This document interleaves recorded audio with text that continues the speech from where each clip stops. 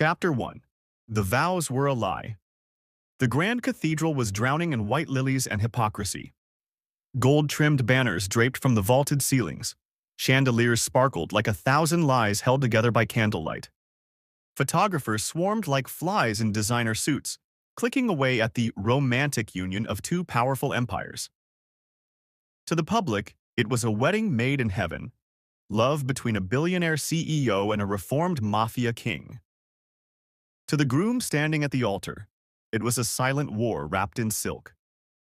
Lucien Moretti adjusted his cufflinks as he turned to face Elias Vance, his soon-to-be husband, his business rival, and his favorite person to torment. A slow, almost lazy smile curled on Lucien's lips as he leaned in and whispered low, "Try not to look so miserable, husband." Elias didn't even blink. His jaw was sharp enough to cut diamonds, and his glare could turn wine to vinegar. He responded, voice ice-cold, "Try not to get blood on the carpet tonight." Lucy's Gentenmais chuckled softly. "No promises." They turned back toward the priest, whose fake smile looked as rehearsed as the whole event. The crowd sighed dreamily as the rings were presented. Heavy platinum bands, polished to perfection. The flashbulbs caught Lucien slipping the ring onto Elias's finger like a predator claiming his prey. And then came the kiss. Lucien leaned in, slowly, too slowly. His fingers curled gently around Elias's jaw, and just before their lips touched, he smiled like the devil getting exactly what he wanted. He kissed Elias softly, too long, too deep, digging his nails ever so lightly into the back of Elias's neck, making sure the cameras caught it. Elias didn't move, but his fingers curled tightly around the bouquet. The room erupted in applause. 3 months ago, the Vance boardroom had never felt colder. Elias sat at the head of the table, eyes scanning the contract with the sharp precision of a hawk. His lawyers fidgeted. His board members exchanged uneasy glances. Opposite him sat Lucien Moretti, ex-Mafia King, still casually dangerous, smiling like this was a poker game and he was holding everyone else's hearts in his hand. "You need protection," Lucien said simply. "Hostile takeover deals don't go through clean in East Europe without blood.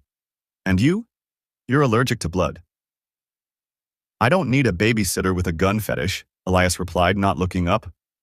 "I need silent support, the kind that doesn't end in prison." Lucien leaned forward. "Then marry me." The room fell silent. Lucien's smile widened. "You get access to my offshore network, no questions asked. I get legitimacy. Vance's name looks very good on paper. And our enemies?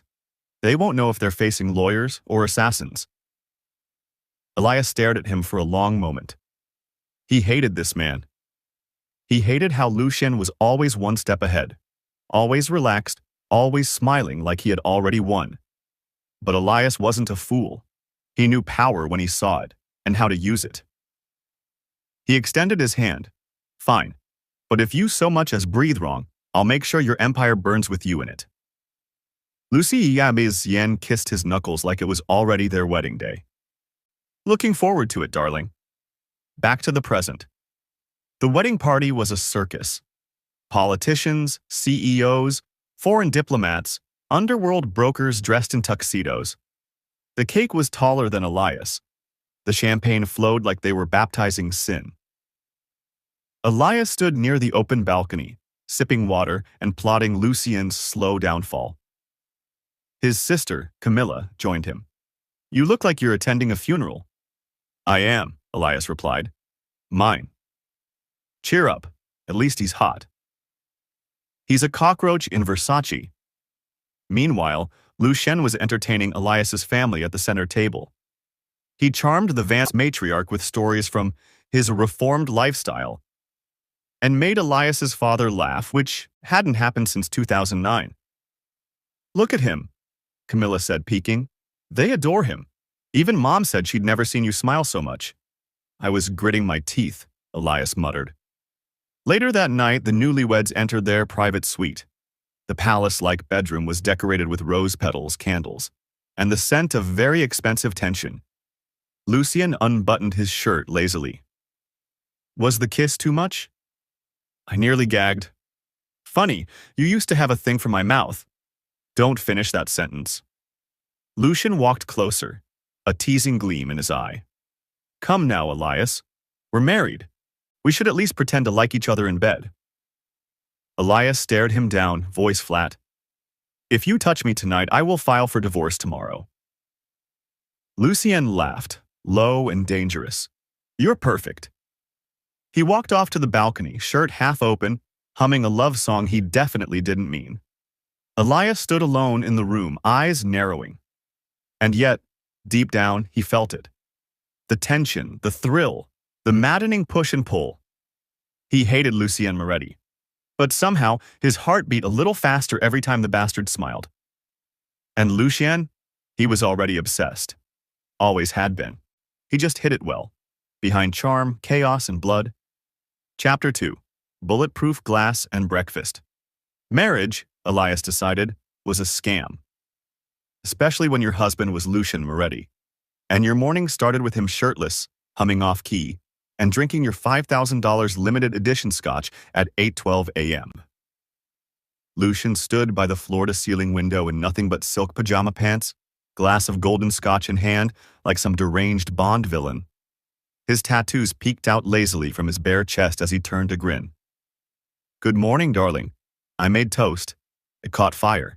I didn't save it. Elias blinked slowly, holding his espresso like a weapon. That's not my toast. That's my 32-year-old Macallan. Lucien took another sip. Tastes better than toast. Elias tried to ignore him, which was difficult when Lucien kept stretching and sighing loudly like he was in a yoga ad. Why are you here? Elias asked, finally giving in. Lucien blinked innocently. We live together. No, you live in chaos. I live in this penthouse. There's a difference. Lucien only smiled and turned back to the window. You're adorable when you're annoyed. Elias considered murder. Again. Later that day. Vance Corp boardroom. Elias stood at the head of the table, crisp and commanding, suit tailored to perfection, talking merger percentages and international logistics. The board was focused until the elevator dinged. Lucien strolled in, late, wearing sunglasses indoors, carrying a bouquet of black roses. Elias paused mid-slide. Please tell me that's for someone you're planning to murder, Elias deadpanned. Lucien pulled down his shades, winked, and said to the board, Sorry I'm late. Got caught up making sure your CEO remembered to eat. The board blinked. Elias pinched the bridge of his nose. Lucien dropped the bouquet on the conference table, sat way too close and whispered, You forgot your wedding ring, again. I did not forget, Elias whispered back coldly. I intentionally left it in the blender. Lucien grinned wider. So violent. So mine. That night. Vance's private estate. Elias's mansion had bulletproof windows, 24/7 surveillance, and the best private security money could buy. None of it mattered. It started with the flickering lights, then the silence, followed by the sound of automatic gunfire from the east wing. Lucien kicked open the bedroom door, guns in both hands, still in dress pants and an open shirt. Stay behind me, he barked, eyes gleaming with something terrifyingly calm. I'm not helpless, Elias growled. You're also pregnant with a $3.2 billion stock deal, Lucien replied flatly. And I like you not dead. Bullets shattered the hallway vase as Lucien pulled Elias close, dragging him down the marble staircase with one hand, shooting with the other. 2 masked assassins went down. Lucien didn't flinch. They ducked into the panic room hallway. Lucien yanked Elias against the wall, gun aimed, panting hard. You all right? He asked. Elias gave him a flat look. You pressed me against bulletproof glass like I'm your body pillow. You didn't bleed? Lucien whispered, lips brushing Elias's ear. I call that love. Elias rolled his eyes. That was not romantic. Lucien smiled darkly. Your definition of romance is boring. Aftermath? The attackers were captured, bruised, and unconscious by morning. Lucien stood shirtless again, blood drying on his collarbone, sipping coffee this time. Elias sat on the kitchen counter, arms crossed. His mother had called 8 times. His sister texted, "Tell your husband to stop shooting people in silk shirts." Lucien walked over and nudged Elias's thigh with his knee. "You should rest. That was a lot of excitement for one night." "I'm used to excitement," Elias replied. "You sure? You looked very delicate when I caught you from falling down the stairs." "I slipped because your blood was on the floor." Lucien tilted his head. "Still, romantic." Elias watched him for a moment. How casual he was after violence. How soft his voice could be even when his hands were stained. And for just a moment, Elias felt something warm under all the annoyance. Something terrifying. Something almost like curiosity. He shoved it down.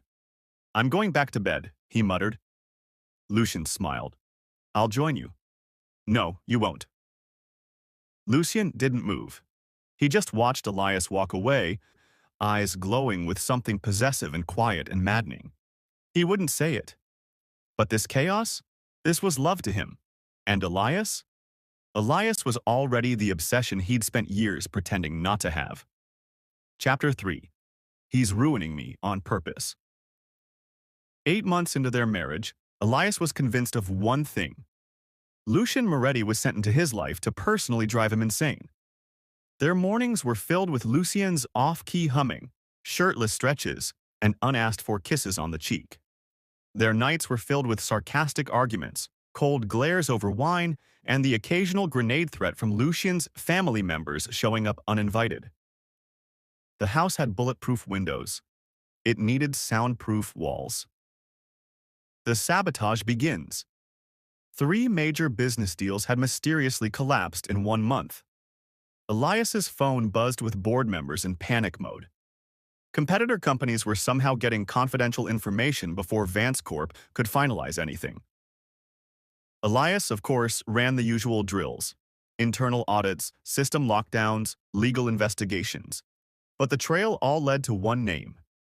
Not directly, of course. Lucien was too smart for that. But through shell companies and anonymous offshore accounts, the pattern was clear. Lucien's men were leaking information to Elias's enemies. And why? Because, apparently, marriage wasn't enough attention for the maniacal Enigma. The Mafia Gala. The gala was held at one of Lucien's luxurious clubs. Black tie, heavy security, and all the charm of a high-end weapons trade meet and greet. Elias arrived late, dressed in a charcoal suit, jaw clenched, fury burning behind his ice-cold eyes. Cameras flashed. People whispered. The beautiful CEO and his mafia husband always made headlines, even when they were seconds from killing each other. Lucien spotted him instantly. He looked unfairly good. Slicked back hair, tailored black tux, a diamond earring glinting under the chandeliers. He walked toward Elias like a predator on a red carpet. "You look lovely, husband," he purred. "I know what you did," Elias said, voice low, calm. "Dangerous." Lucien only tilted his head innocently. "Which part?" Elias stepped closer. "You're sabotaging my company. Why?" Lucien smiled. "Because when you're angry, you finally look at me like I matter." Before Elias could snarl a response, Lucien extended a hand. "Dance with me, darling, before you set the building on fire." The dance. It wasn't a waltz. It was a war. Their movements were sharp, slow, deadly. They glided across the dance floor like predators circling one another. "You think I won't ruin you?" Elias hissed near Lucien's ear. Lucien grinned. "Ruin me then. Maybe you'll finally touch me for real." The music swelled. Their bodies moved closer. Hands gripped tighter. A knife could have sliced the tension in the air. "You're obsessed," Elias snapped. Lucien leaned in, voice silk. "You married a king of crime, Elias. Did you think I wouldn't want to own everything you are?" Elias shoved him back mid-spin, earning a gasp from the crowd, and stormed out without another word. Lucien watched him leave, his smirk laced with something darker. He had set the fire. Now, he just had to wait for Elias to burn with him. That night, Elias didn't even know why he let Lucien in. He didn't remember who started it. Maybe the argument, maybe the kiss, maybe the moment Lucien pinned him against the wall and said, "You're always so cold. I want to feel you melt." But the rage blurred. The hate burned.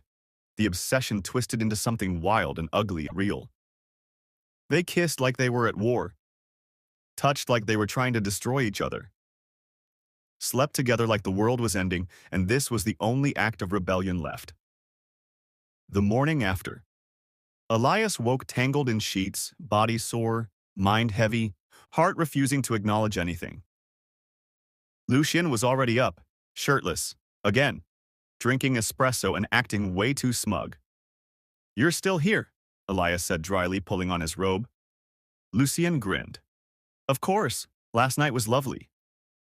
"I don't remember anything worth remembering," Elias lied, sipping water like it was vodka. Lucien walked over, kissed his shoulder lazily and said, "We should do it again. Maybe next time I'll permanently mark you." Elias snorted. "You can't permanently mark an alpha. Don't you know that?" He looked bored, but inside, his heart skipped once. Lucien leaned in, voice dropping an octave. "But I'm an enigma, darling. These rules are not for me." He let the words hang in the air before adding with a smirk, "I think you're forgetting that I'm an enigma. I can permanently mark anyone I want." Elias went still. Lucien smiled, slow and smug, as if he had just placed a checkmate on a board no one else saw. "Now," he added casually, grabbing his blazer, "I have a 2 p.m. arms deal and a 6 p.m. dinner with your mother. Want to come? Get out." Lucien kissed his temple. "Love you too." And once again, Elias was left alone, but not untouched, not untouched, not unmarked, not safe. Because with Lucien, obsession came slowly, like smoke under doors, until one day you realized the house was already on fire. Chapter 4. This can't be happening. 1 month after that night, the night Elias refused to speak of, something was wrong. Not emotionally. That was always a mess. Physically. Elias Vance, CEO of Vance Corp, alpha, borderline perfectionist, was vomiting before 7 a.m. At first, he blamed Lucien, then blamed food poisoning. Then, of course, Lucien again. The "I swear I'm being poisoned" phase. The staff was under investigation. The kitchen was swapped. Lucien's morning kisses were met with suspicious stares. "Did you poison my tea?" Elias snapped one morning, clutching his temple. Lucien blinked.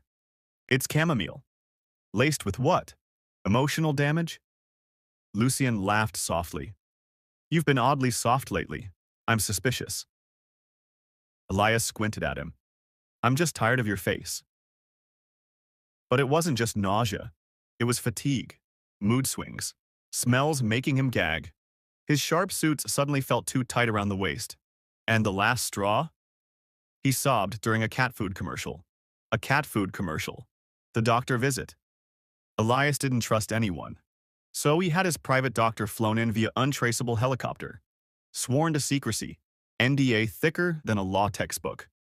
The doctor ran tests, then ran them again. Then sat down with the look of someone trying to break bad news gently to a war general. "Mr. Vance," he began carefully. "You're pregnant." Silence. Elias just stared at him. "Do I look like I'm in the mood for sarcasm?" "This isn't sarcasm," the doctor squeaked. "It's science, and it's normal for enigmas to impregnate alphas who they love or wants to mate with. Especially when your husband is an enigma himself. You've defied a biological miracle.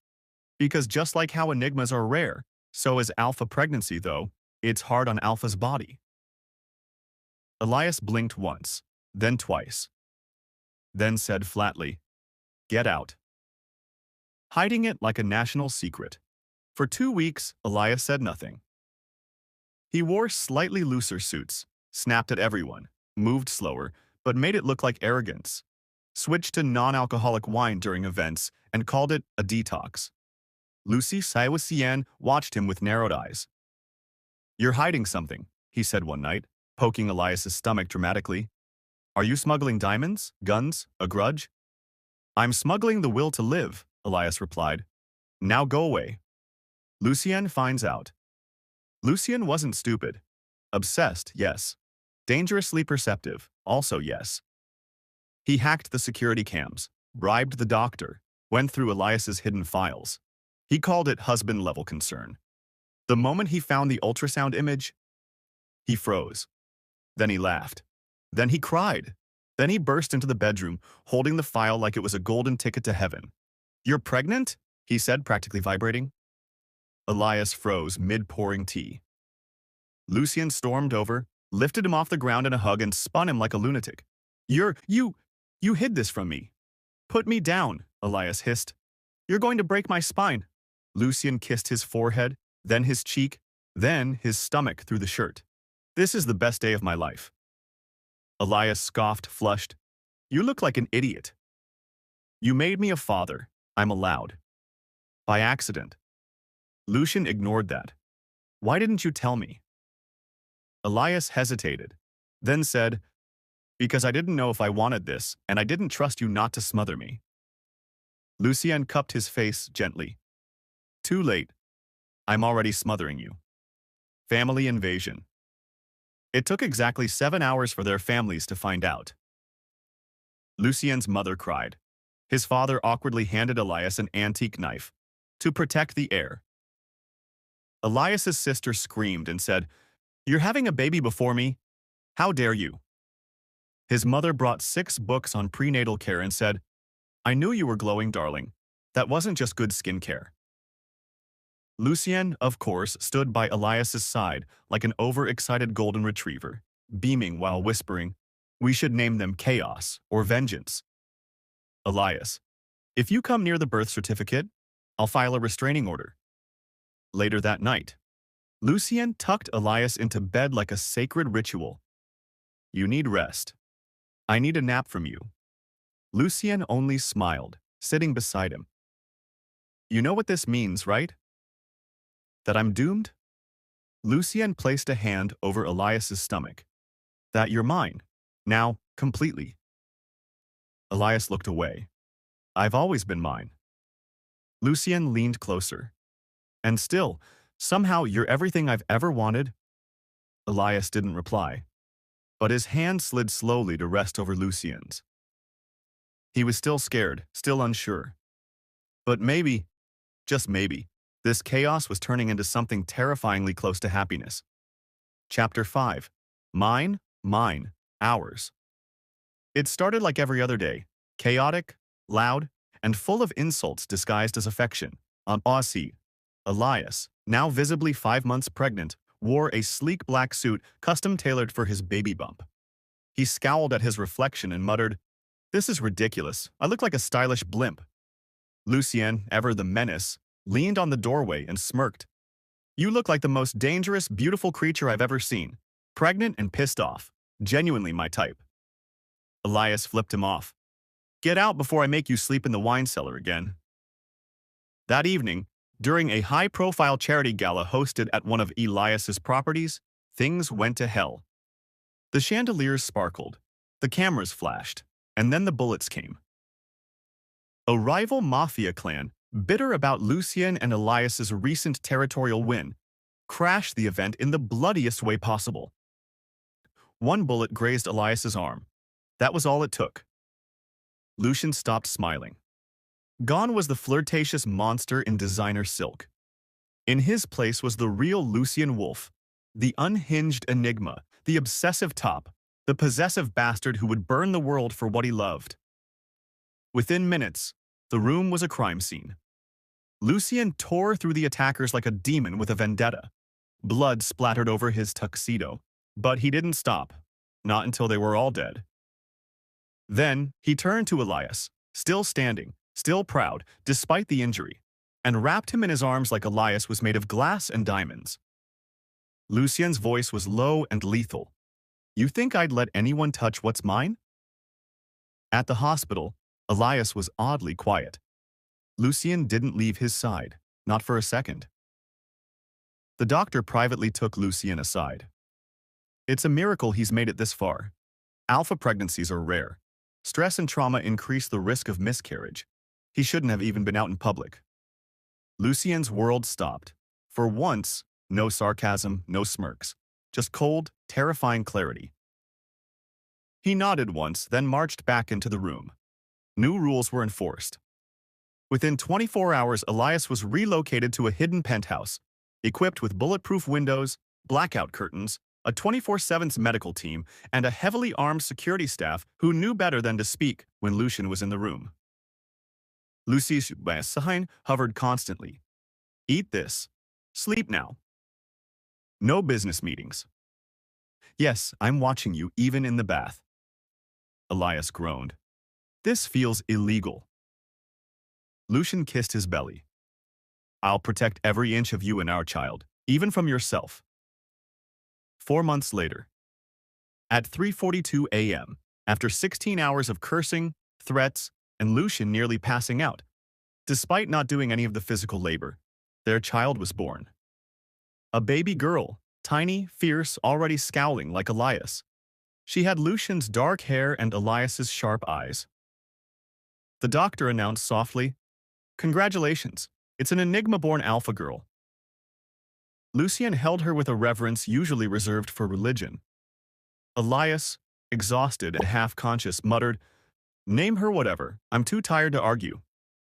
Lucien smiled softly. Lyra Wolf Valken, she already looks like she'll own the world. 6 months later. Life didn't magically calm down. If anything, it got weirder. Lucien still brought chaos. Elias still threatened divorce every Tuesday. The Mafia still feared them. But now, everything revolved around a tiny girl who could command her fathers with a single whimper. Lucien would hold Lyra and whisper, You're the best thing we ever accidentally planned. Elias rolled his eyes but secretly adored how obsessed Lucien was with their daughter. He even let Lucien sleep in the same bed again. Sometimes. One evening, Lucien walked into their bedroom only to find Elias asleep, baby Lyra curled up on his chest. Lucien stood there for a long moment, then quietly joined them. He kissed both their foreheads curled around them protectively and whispered, You're mine, both of you, and I'll fight the whole damn world to keep it that way. And for once, even Elias didn't complain.